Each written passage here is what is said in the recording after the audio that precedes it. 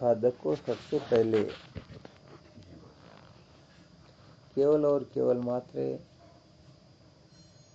श्रुति माता ही परम प्रमाण है, वेदांत ही परम प्रमाण है। वेदांत विचार के द्वारा ही जीव कृतार्थ हो सकता है, निर्भय हो सकता है, सदा सदा के लिए समस्त बंधनों से मुक्त होकर के परमानंद का अनुभव कर सकता है। इस बात को सर्वप्रथम अच्छी तरह से समझ लेना चाहिए, निश्चय कर लेना चाहिए, इसे धारण कर लेना चाहिए। यदि हमने धारण कर लिया, निश्चय कर लिया श्रुति माता परम प्रमाण है, तो ये बाकी जितने भी कचरे हैं ना, इनसे अपना दिमाग हट जाएगा।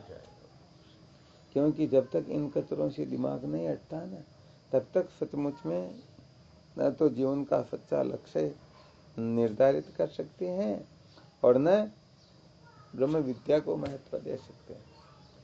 क्योंकि जो जैसा लक्ष्य बनाएगा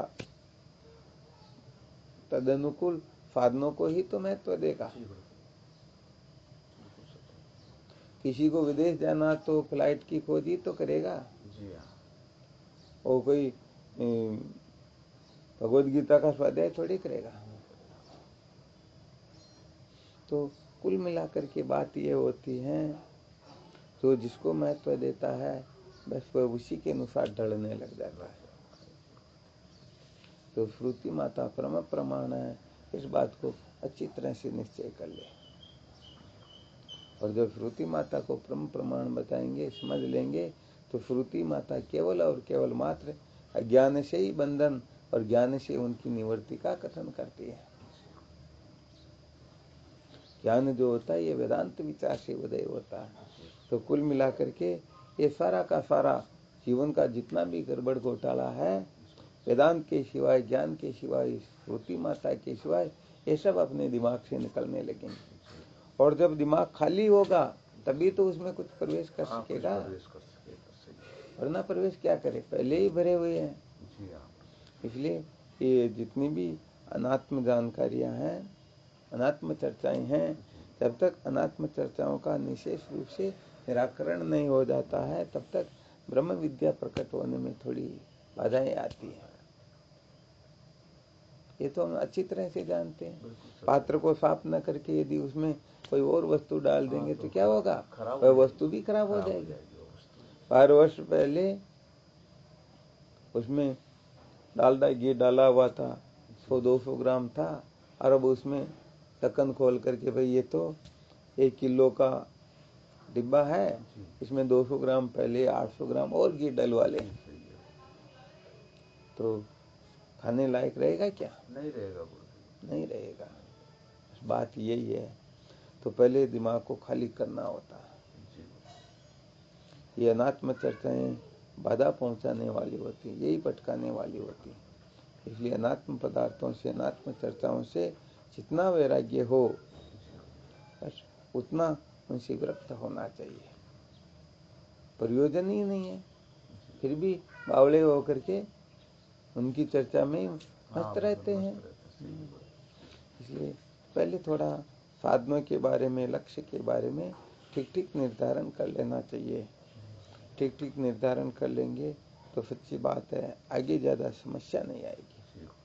और ना कितना भी क्यों नहीं सुनाए, हाँ सही है, समझ में नहीं आता, इसका कारण यही है। बहुत सारे साधक खूब सुनते हैं और सुनाते भी हैं, परंतु भीतर का कचरा नहीं निकला हुआ।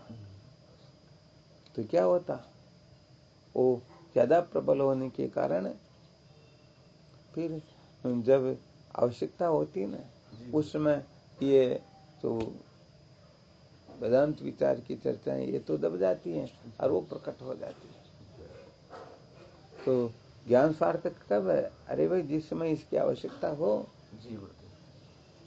कारण जो है, जब आवश्यकता हुई उस समय वह विद्या को स्मृत हो गया, भले उस विद्या की पूरी जानकारी क्यों न हो, परंतु समय पर प्रकट नहीं हुई तो खत्म हो जाता है। बात यही है। इसलिए साधकों की साधना यही है, अनात्म प्रपंच का निषेध करना। जितना निषेध करोगे, जितना त्याग करोगे, उतना ही प्रत्येगात्मा का अनुभव होगा। वार्तिकार भगवान सुरेश्वराचार्य जी महाराज ये लिखते हैं। अच्छा।